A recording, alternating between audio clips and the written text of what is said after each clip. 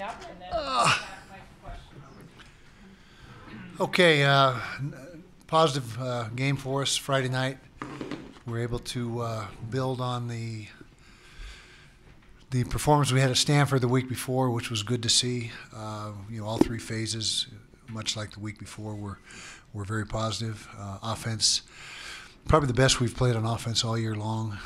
500 yards, probably could have had 600 yards if we hadn't shut it down in the fourth quarter. Bunch of points. Took care of the ball. We did have the one interception, but for 3 weeks now we've had one turnover in 3 games, and so that's very positive. Defensively, did a really nice job against the run.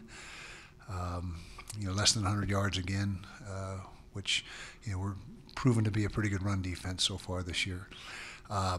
Didn't get any takeaways, which was the disappointing thing on defense, but we played well, gave up 10 points. Special teams was solid. Matt Gay didn't have a chance to kick any field goals, but he hit all his PATs. Mitch did an outstanding job punting the ball. And so overall, a good week. Big challenge this week. USC coming to town. It's every conference game is very important from this going forward, and they're coming off some nice wins. Most recently, Colorado, and so it'll be should be an exciting game and a great environment, great atmosphere. We're hoping our fans come out in full force like usual in the muss, and everybody's there to make it a great atmosphere. So, questions? Last season, Clay Helton described the series between Utah and USC as a burgeoning rivalry. When you see kind of how the two teams have played against each other the past few seasons, does it feel like that there's kind of a rivalry type intensity building up between the two teams? Yeah, I think that might be an accurate description. Is heading that direction. It's been back and forth, close games, competitive games, and obviously last year right down to the wire, the 2-point conversion that we weren't able to convert. So I'd say there's some validity to that, in my opinion. Cal, again, 2 little questions here, but Porter Gustin's obviously playing well for USC. How does that change things that he's not going to be able to play the rest of the season? They got plenty of good players. Just like everybody else, you just move on to the next guy, and you feel bad for him because he's a great kid and a really good player. But I'd never really address injuries much because everyone has them, and it's pointless. I mean, you just got to play with the guys you got and go from there. And then, I guess part of the same question, they seem to be really banged up. I guess they have 18 Everybody's players. banged up. Everyone in the country's banged up, yeah. So don't want to hear any sob stories. Okay, and then last thing about Porter and that, does that change what you guys do, having a player like that not on the field? No, not really, not dramatically. I mean, obviously he's a really good player, but you don't wholesale change because of that. I mean, you might, tweak, of something here or there, but nothing major. Early on, Tyler was passing the ball quite a bit. Now he's seemingly around the 20 passes a game mark. Is that kind of the sweet spot for you guys, or where do you see as kind of his threshold there? Well, lately it has been for sure, and we know that we didn't have enough Zach Moss early in the season, and we talked about why. He just wasn't ready for that load at that point in time. But and with Armand Shine starting to emerge as a really good counter puncher to Zach, that's kind of been the formula, and that's right now that's, I guess you could say, our identity, and what we're evolving to, and Zach is a tremendous back, and like I said, Armand is not far behind, and so you play to your strengths. And when you get a strong run game, you throw the ball better. I mean, because people are gearing up for the run, and when you run the ball and then go to the play action pass, which is what we've been doing mostly with those 20 throws. Very few just straight dropbacks, percentage-wise, compared to early in the season. Then things have been more effective for us. What was your takeaway from talking to Larry Scott the other night, and in general, do you have a good understanding of how the replay system is supposed to work with the command center and everything? Yeah, I think I have a pretty good handle on that, and we talked a little bit about the problems that arose and the just the issues that were present last week or the week before, whenever it happened, and but I can't tell you exactly what we talked about, but I felt good afterwards that there was no it was a chance to hopefully get better at what we're doing, and there was no ill intentions or anything like that. And so you just move forward and try not to make the same mistakes twice. Production and execution on offense has been dramatically better the last 2 games. Is there something you can point to that's kind of helped you guys make that improvement? Sure. A couple things. Number one, offensive line play is really starting to shape up. We controlled the line of scrimmage last week on both sides of the ball, but offensive line in particular controlled the line of scrimmage. Receivers are making plays. We had 0 drops in the last game and very few, if any, in the game before. And so, we went through that period where we were dropping a lot of balls, but that's been shored up. Zach Moss, getting back to his usual production level. And so between those factors, I think that's why. I can talk about the Pac-12 South race and getting out of that 0-2 hole, and you guys are 1 game out of first now with 5 to go.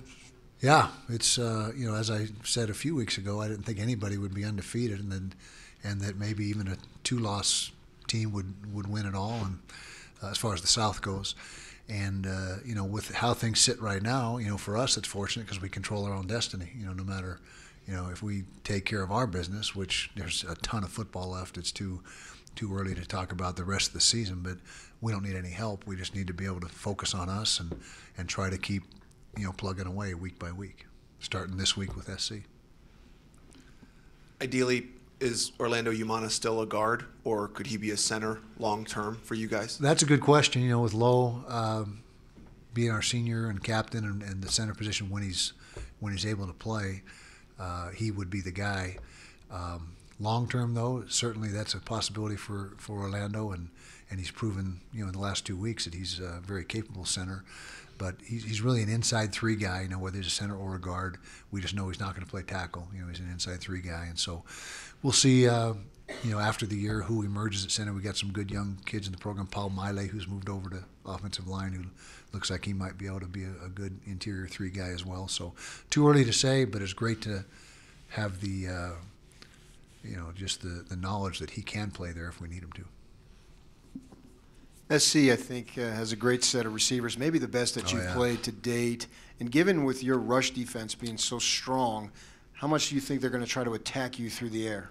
A bunch, and that's something that'll be the key matchup of the game is if we can play the ball in the air on the deep balls. And they got several receivers, number 1, 6, 8, 21. I mean, they're all playmakers. And when the ball is down the field, they are do a great job of making plays even when they're covered. And so to me, that'll be, for our defense anyway, the biggest factor in the game is whether or not we can make those plays in the back end. That'll be a great challenge for our secondary. We feel pretty good about our secondary, and you hit it on the head. The strength of their team, at least offensively, is that receiving core.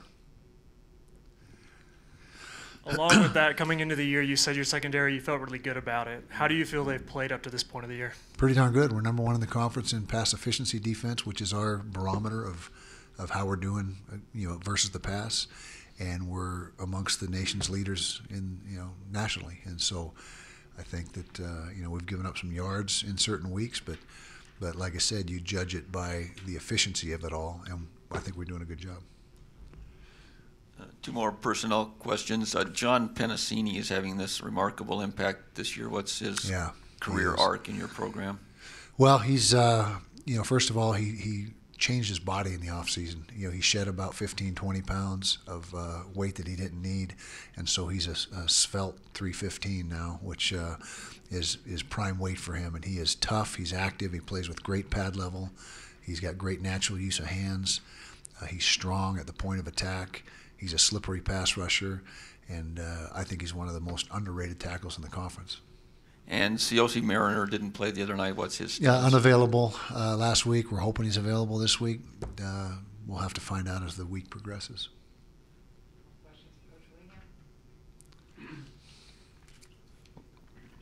I just wonder if you've been happy in general with the 9-game schedule of the Pac-12 rather than 8 like some conferences, and also if you the fact that USC doesn't have to play Washington, Oregon, and you do, what you think about that? As far as the 8 or 9 game, I don't care what it is as long as the entire country was on the same program, and right now they're not. You know, I don't care if it's 8, 9, 10, but when there's no standardization across the country, then I think that's a little bit out of line. And so I don't care about how many games it is, but there needs to be, and I think you will see that, some uniformity in the next 3 or 4 years with the conference play and how many games you play. And the other part of your question was who you played or who you miss in the North. Yeah. Oh, well, I mean, that's how the schedule lays out, and, you know, control the controllables, and that's beyond our control, so we don't really worry about it. And you know, it just cycles through, and eventually I guess all that would even out, hopefully, over time. You've played some big games since joining the Pac-12. Considering what's at stake, is this one of the biggest? Every week is big. Yeah, every week is big. We don't place any more weight on any game, any one game than another, and that's just how you have to operate. I mean, every week you gotta bring your A game and be ready to go, and so every game is big. How pleased are you that it's not an 8:30 start? Very pleased. Yeah, 6 o'clock or 6:10. Is that right, Liz? 6:10 start. So that's a plus for us, and you know, it's great. The earlier the better, as far as we're concerned. More questions? Thank you. All right, guys.